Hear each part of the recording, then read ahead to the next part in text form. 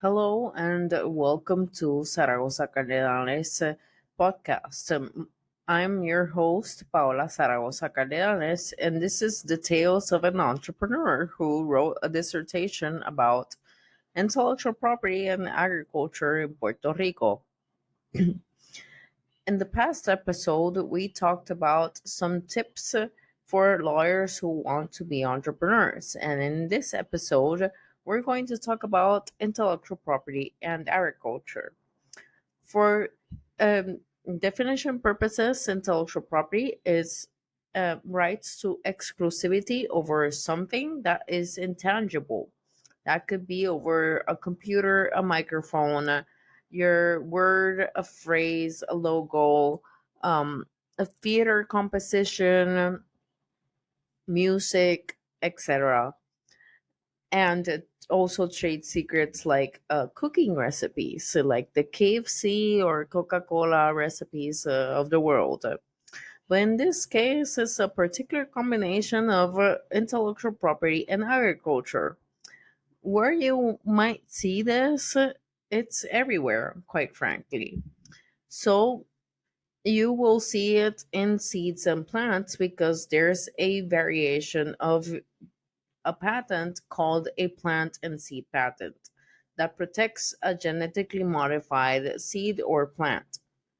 When you give a name to that plant and process it to a final product that a consumer can consume, that also involves intellectual property in the form of a trademark or a copyright and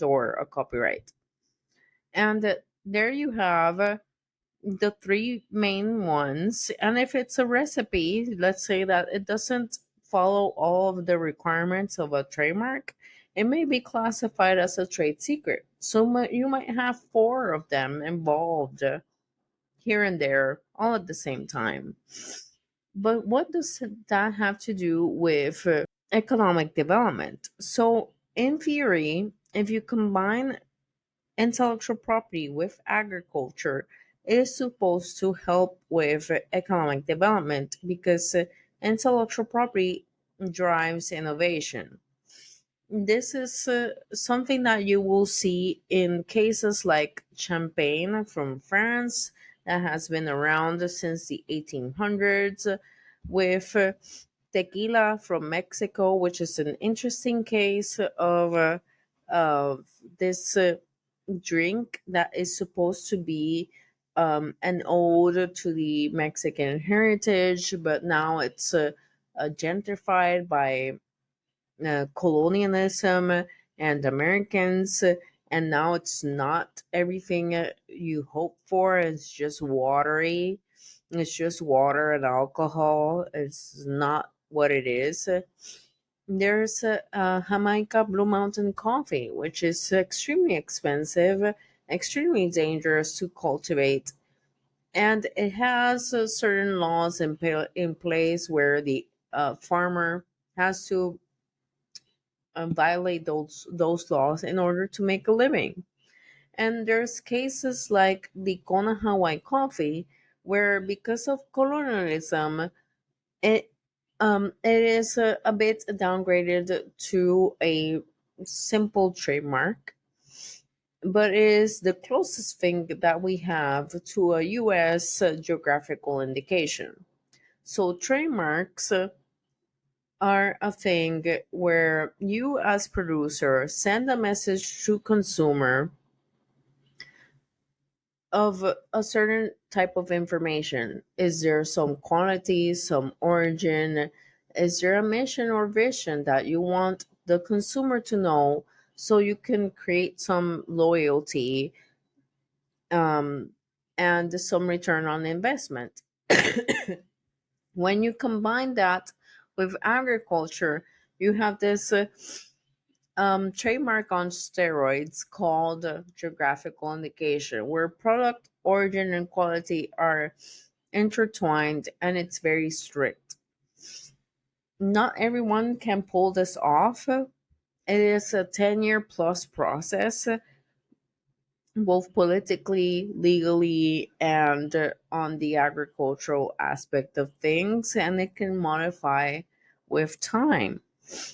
But it in the US realm, it started off with potatoes. The intellectual property system in itself started with potatoes. If it weren't for potatoes, we wouldn't have intellectual property in the US Constitution, basically. Yeah. It we have to fake potatoes for intellectual property. So random. Who knew?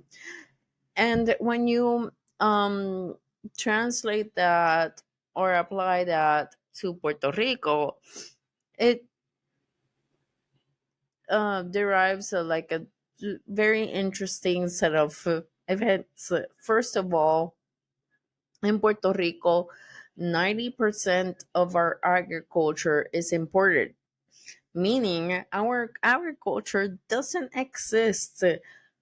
And we have situations like the one we had in Hurricane Maria, where we were left off without any food. If we had some sort of agricultural development, that would not be the case, but that's not happening. So, the study that I conducted during my dissertation was with this law, Act 195 of 2016, called the Law to Use the Mark del País. And it's with agricultural products made in Puerto Rico. This law has really good intentions, but has huge flaws because it was created thinking that there were certain international treaties that apply to us when they weren't. This law was first started off in 2002 as like an unofficial thing, as as a trademark, and then passed into law in 2016 to have some sort of consistency. And when I say some sort of consistency, there is none. There is no consistency whatsoever. Um, the issues presented with this law are that governmental and farmer marketing is very inconsistent. There's no sort of product descriptions. The legal institutional framework is unknown, organized, and very vague. There is the law, but everything around it involving what needs to happen in order for it to work as a trademark and as a geographical indication, it doesn't exist. And it's very spread out throughout multiple organizations. And, and there isn't enough economic impact, and if there is, it's not documented because we don't do that sort of thing. So there's like a 404 error on data. With those issues and with the case studies that I evaluated, which were Tequila, Kona, Jamaica, Blue Mountain Coffee, and Colombian coffee, I determined that there were some five factors that were present in all of these trademarks geographical indications. First, product specifications. Second, effective organization, marketing, legal institutional framework, and economic impact. The best practices were, first of all, a code of practice with a very detailed product description and a hierarchy. So you're like, grade A is the best product, grade F is the worst. Collective organizations with supply chain representation, everyone follows the rules, and their support, both economic and non-economic, to follow those rules, supporting those organizations, supervising and setting rules and updating those rules ever so often. With marketing, you have to be uniform, creative, and have a target market. Finally, with economic impact, you have to record, you have to have a mass volume, and with luck, an economic impact effect. Some of the recommendations that I found were to create a free pronged marketing system where there's a compliant applicant form. You comply with the rules, you have your seal of approval, you sign a contract, and you are helped out with a strategic plan of marketing. So you're not only following the rules, but you get help with following the rules. With the product descriptions, I divided it into groups where the geographical indications, those um, where there were like a huge cultural heritage behind those products. There was scientific research to back the fact that we had something in particular with that product, and those were two products: coffee, um, three products, sorry, pork, coffee, and rum. So we have a really big history with those three products because pork is really ingrained into our culture.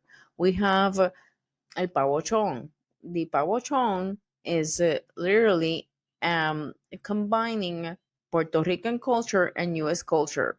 So we celebrate Thanksgiving and we have turkey. So we season the turkey like if it were pork, hence pavochon.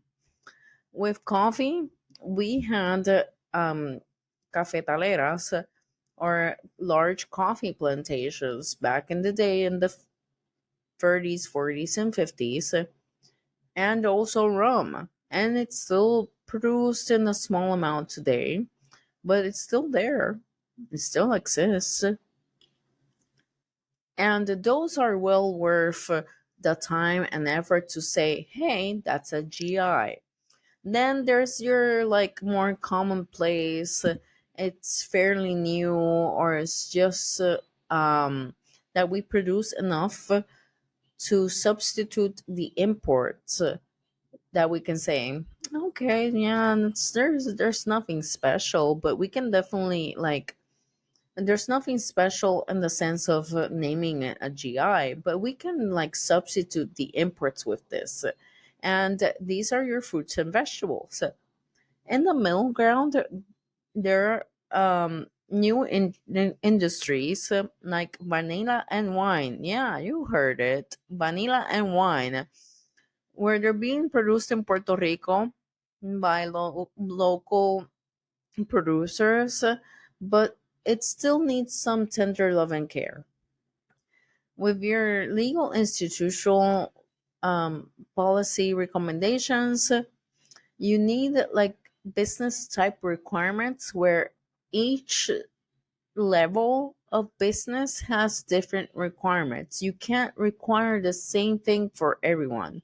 What I mean by this is, if you're a small business, the requirements should be tailored to you. If you're a large business, the requirements should be tailored to you. So, meaning large businesses should be paying more taxes than small businesses. It makes no sense that small businesses pay more taxes than large, and large businesses are basically exempt. Make it make sense. And everyone in the government should be involved and have their roles clear and set. Because when I interviewed other people in other governmental agencies, they had no idea what I was talking about. With the collective organization, we should have one collective organization for all of the products, and form alliances with the existing organizations. So it's basically Avengers Assemble kind of a thing. Lastly, with the economic impact, we should form cooperatives because it's easier to make an impact that way, and create a database. But we have to be conscious of the fact that Geographical indications exist in Puerto Rico. It's just a matter of tender love and care.